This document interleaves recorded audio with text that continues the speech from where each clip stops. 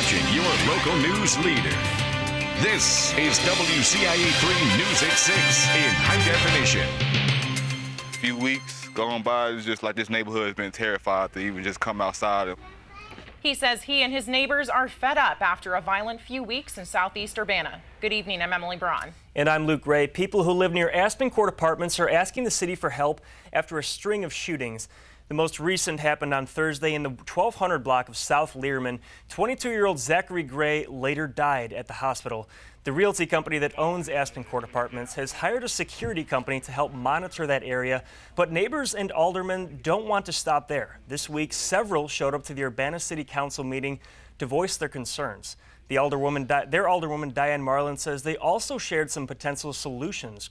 She says some of the shootings have been drive-bys, so one idea is to block off the south entrance to that neighborhood, meaning anyone who drives into the neighborhood will have to leave the same way. One man says something has to change before someone else gets hurt. It hurts me because even though I don't have anything to do with the people that that got hurt or the ones that do the shooting. I'm hurt because I'm living in this community and I gotta see people die from time to time or even get shot. I don't want to see nobody get hurt. I don't want to see kids running in their house because they hear fire truck sirens.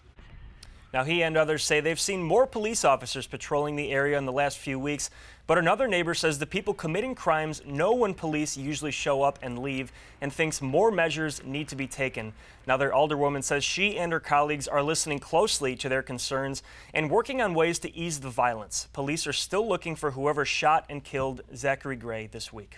A Jacksonville woman went to the hospital after being hit by a vehicle. It happened just before 7 last night. Police say the 20-year-old got out of her stranded car on Route 67. That's when a Jeep traveling southbound hit her. No word on the victim's condition. Police are not releasing her name. They're still investigating. The Champaign County Board is planning ahead as they wait for the ruling on a major property tax. They're hoping to gain some of the revenue from Carle Hospital and Presence Medical Center property taxes. On Thursday, they approved a tax levy for next year. It's 6.2% higher than this year's and is expected to yield nearly $1 million. The increase will be null and void if Illinois doesn't have a decision on the case by February. A CU art fair is connecting artists to the community. The Craft League of Champaign-Urbana is hosting its 34th annual art fair this weekend. People can check out and buy everything from jewelry to basket weaving. Most of the work comes from local artists. Organizers say it's important for people to come out and support local art. It helps the people, the artists who make the work, and helps them keep doing what they're doing, and they appreciate people who come and tell them how much they like their work. The fair continues at the Urbana Civic Center tomorrow from 10 a.m. to 4 p.m. Now, a rape education program at the U of I is celebrating its 20th year. And former members came in from all over the country to honor it. It's called PhiCare, which stands for First Year Campus Acquaintance Rape Education. Original members say the program itself was groundbreaking when it first started. Siobhan Katari was the coordinator of the PhiCare program at the U of I when it first became mandatory. It was a decision she would never forget. I felt really excited about the direction the university was going in, that they really felt like this issue was big enough and was important enough to pay attention to. Just like she was paid attention to during the time she needed it most. Nearly 25 years ago, when she was sexually assaulted by someone she knew on campus. That response that I got here at the university was life-changing. While she recovered, I got support, I got love, I got resources. And a way to turn a devastating event into a way to change her life for the better. That really helped me in my trajectory towards healing, towards becoming a survivor, and towards doing the work I do today. PhiCare gave her a haven.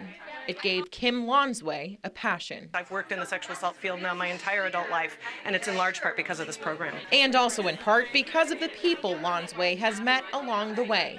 She says she's grateful the program came along when it did. It wasn't the very first, but it was among the very first, and it was, again, truly a revolutionary thing at the time. It was a different era.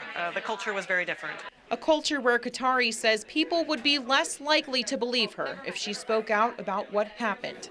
25 years later, she still remembers the pain. But she says things have changed, if it happened to her now instead of then. I would probably not blame myself as much early on. I would probably seek resources quicker. I would probably know who to talk to. People came as far as California and Washington, D.C. to see how the FICARE program has grown.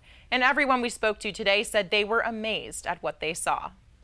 Well, a fundraiser had kids racing around Champaign this morning. It was a turkey trot benefiting St. Jude Hospital, but a trot and tumble for some. Kids got their faces painted, made balloon animals, and sported turkey hats, all while helping an organization that's helped families across the country. The organizers are college students. They say this was a nice change of pace. I think as a college student, you're not around kids that much, so this is a really good experience. Have a little bit of fun with the community members. Now, the money raised today will go toward a St. Jude's run from Champaign to Peoria taking place next summer, and that run's funds go directly to St. Jude. Colder temperatures have made their way in. Meteorologist Jack Gerfen explains how much you'll have to bundle up tonight. Also tonight. So this is a really good experience. Have a little bit of fun with the community members. It's that time of year again. What event had kids running around for a good cause?